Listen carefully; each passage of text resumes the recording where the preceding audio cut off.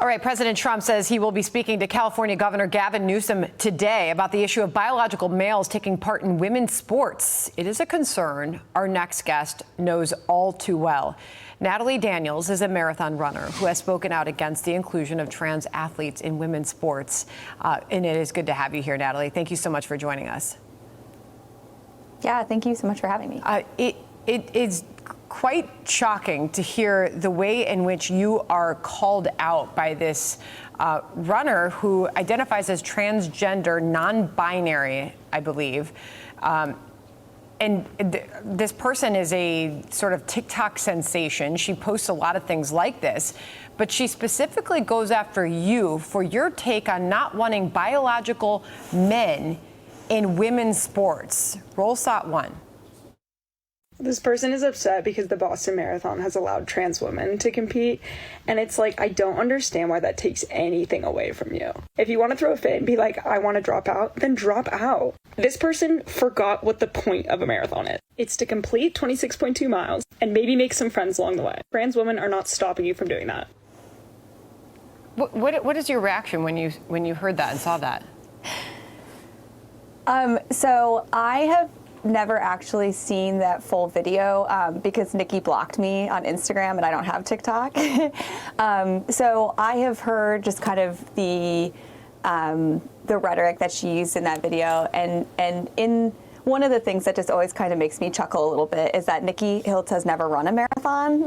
So, you know, I have done 18 of them, and there's so much more that goes into it.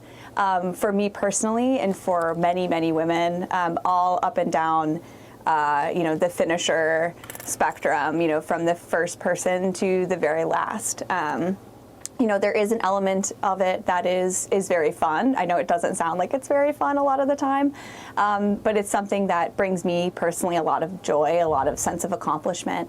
But I am a very competitive person, and I think there are a lot of women, you know, who are finishing, you know, as Nikki mentions, even 900th or 901st, who are also competitive. They're competing for that next spot. When I was at the Boston Marathon, weirdly, I had this kind of second wind in the last 6 miles of the race, which has never happened to me before. But I felt so strong, and I wanted to just kind of go after it and finish as hard as I could. But one of the goals that I had going into Boston was to finish in the top 100 women.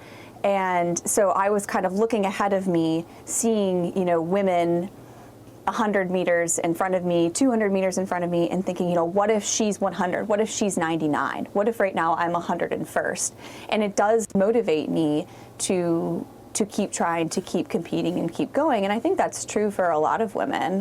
You know, Nikki is entitled to her opinion on this, and, you know, I think she should try to run a marathon and see how she feels about it. I mean, and maybe that's where she thinks that she has the right to shut your thoughts down, that she's the Olympic middle distance runner, although you point out she hasn't run a marathon. I don't know that to be the case, but apparently that is. She said more in there. She basically is saying that you shouldn't even be weighing in because you're not in medal contention, to your point earlier. Listen to more of this. Are you going to win the women's division or take prize money? I don't think so. So I don't understand what you're upset about. Like, are you mad because instead of 900th, you're going to take 900th and first because a trans woman maybe beats you? I'll allow you to respond to that, Natalie. Yeah, I mean, I find it very demeaning. You know, amateur women are very strong. You know, we come into these races dealing with, you know, tons and tons of difficulties, of challenges. You know, we all have full-time jobs. We all have families.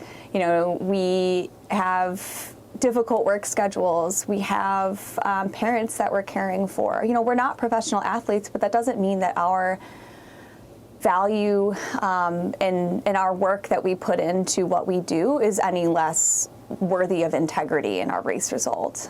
That's really why I kind of came to this discussion in the first place, was that I truly believe that whether you are at the front of the pack winning the race, or the very last finisher across the finish line. You deserve integrity in your result to be able to say, this is how I stacked up with my peers on this day. And I know that bigger picture, it's important for you as a runner to stand up for other athletes and other female athletes and runners for fairness in the sport. Some of these positions that are attacking you appear to be attacking you, saying that you don't want transgender athletes in the sport. You're saying you just want biological males to compete against biological males and biological females against biological females. We appreciate you coming on. We've spoken to a lot of very important voices in this story, and the poll after poll shows that there is strong support all over the country to keep the genders separate when it comes to competing these sports for fairness and for safety in many cases as well. Thank you, Natalie, for joining us, and our best to you. And that's a great time, by the way. Good job. Yep. No easy task. All right, John?